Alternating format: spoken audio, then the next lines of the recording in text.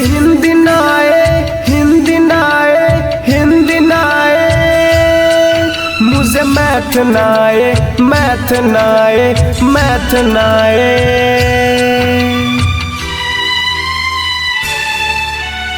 Presents by Rekha Films.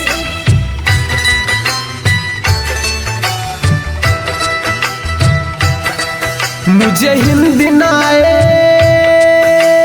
हो, मुझे हिंदी ना आए, मुझे मैथ ना आए। कोई जाए जरा मीस को बुलाए, न जाने कहाँ माइंड खो गया। एग्जाम में अब पास आ गया, न जाने कहाँ माइंड खो गया। एग्जाम में अब पास आ गया। मुझे हिंदी ना आए, मुझे मैथ ना आए। कोई जाए जरा मीस को बुलाए, न जाने कहाँ माइंड खो गया।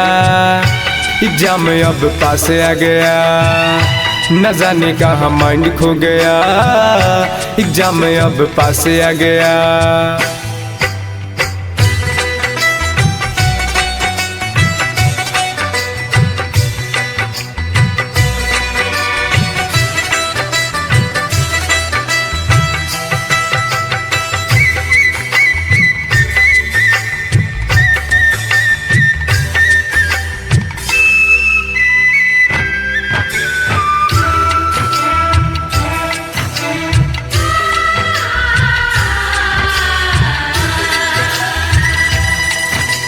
हालत क्या है कैसे तुझे बताऊं मैं, पन्ना उलट उलट के रात बिताऊं मैं। हालत क्या है कैसे तुझे बताऊं मैं, पन्ना उलट उलट के रात बिताऊं मैं। पूछो जरा पूछो क्या हाल है, हाल मेरा बेहाल है। पूछो जरा पूछो क्या हाल है, हाल मेरा बेहाल है। कोई गुस्सा दिलाए, कोई समझ न पाए। कोई जाए जरा मीस को बुलाए, न जाने कहाँ माइंड खो गया। एग्जाम में अब पास आ गया, न जाने कहाँ माइंड खो गया। एग्जाम में अब पास आ गया।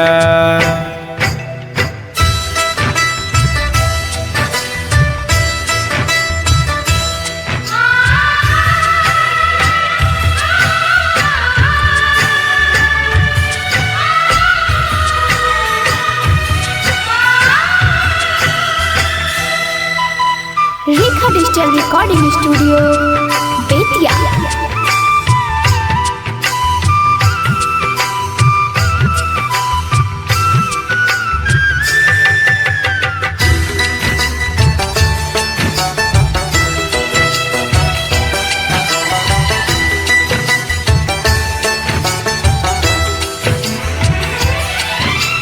चाल से अपने क्लास में रोज पिटाए हम, आँख से आंसू रोज बहाए हम।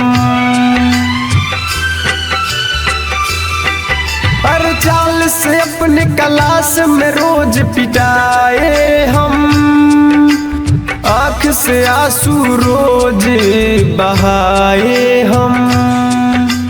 पूछो जरा पूछो क्या दर्द है, दर्द बड़ा बेदर्द है। पूछो जरा पूछो क्या दर्द है, दर्द बड़ा बेदर्द है।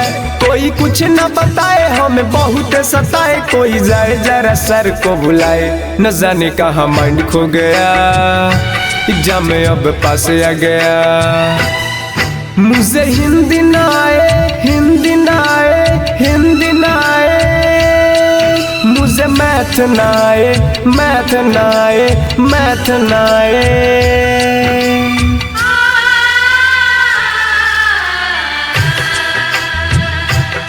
मुझे हिंदी ना आए, मुझे मैथ ना आए। कोई जाए जरा मीस को बुलाए, न जाने कहाँ माइंड खो गया। एग्जाम में अब पास आ गया, न जाने कहाँ माइंड खो गया। एग्जाम में अब पास आ गया।